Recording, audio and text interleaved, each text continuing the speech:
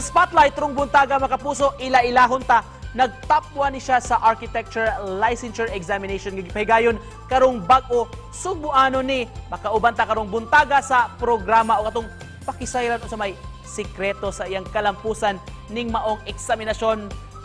Makauban ta karong buntaga mga kapuso, Architect Benson Henrik Bookgo. Mayong buntag Benson, good morning sa GMA. Mayong buntag Sir Nico. Welcome sa GMA Regional TV Live, sir. First up, congratulations sa imong pag-top sa exam. Can you take us back, Architect Benson, ni atong higayon nga na nasayod ka, nahibaw na ka nga, ikaw yun ang nanghawd sa licensure examination? Thank you, Sir Nico.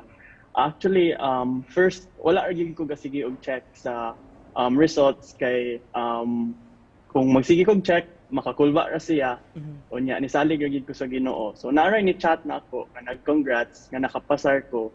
So, mo to pag-search na ako, nakakita ko sa akong name, and then taod-taod nakakita ko nga na top 1.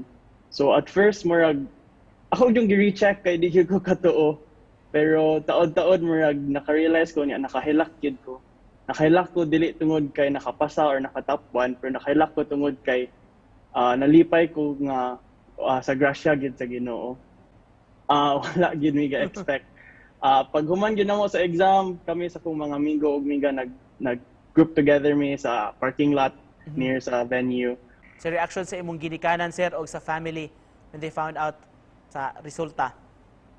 Ako ang first akong parents, pag ingon na ako, kapasar ko kay murag nakasagit sila, nalipay sila because they know how hard it was for me for the past few months nga dili rasad ako, pero kami tanan nga ga-review sige ra ato bang sa computer unya samot na nga online class, dili mi makakita, dili mi makatinabangay. How was it like during the exam, sir? Lisod ba gyud? Labi na karon nga ubos sa new normal circumstances? Yes, lisod jud siya. Aside from lisod anseron ang exam, lisod jud gyud kay first of all we understand that safety is the #1 priority.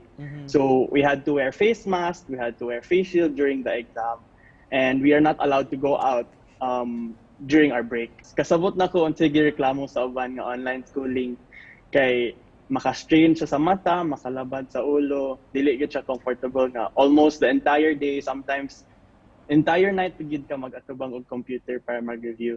Unya, ang other one sad kay dili ka makakita sa imong friends, so di mo makatinabangay gyud. Kay usually if it's like this, group study gyud na, di ba? We help each other, we support each other, encourage each other. Looking back, sir, nganong nag-architecture ka, sir? Kinsa may naka-influence nimo? Actually, ganahan kong mag-archi pag grade 4 pa na ako.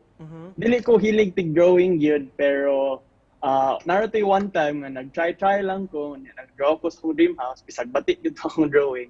Pero dito siya ni-start, dito ko nakaganahan mag-archi. O niya, naka-realize ko later on, I want to do this because I know it can change lives. Sa mga advice nga mahatag nimo sa atong mga viewers, mga estudyante karon, sir, nga nag-struggle pod sa ilang klase, sa lain-lain na nga medium of education o pamaagi karon sa pagtudlo og so may mga study habits nga mahimo nimong ma-share nila? Dapat magpasalamat nga even though nag-pandemic we have the opportunity gyapon to learn. We have the opportunity to study kay not all have the privilege to. Some are having it harder, some are having it easier, but we still have to be grateful for the opportunity we have.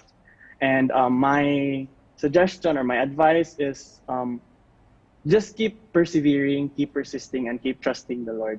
Kung doon na kay nakatunan ni imong journey hangtod ni imong pagtapos sa imong board exams, say gusto nimong i-share sa atong mga kapuso nga nagtan-aw ron? Okay. Kita tanan, we have our own journey, no? Life is not a race. So dili ta paunhanay, dili sa ningon nga kung kinsay patas anay, pero we have to set our own pace, and we have to trust God kung when He will give us what's right for us in His own time.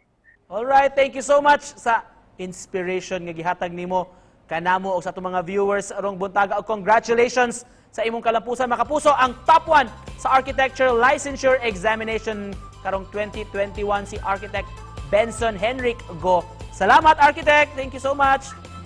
Thank you, Sir Nico. God bless. God bless you, sir.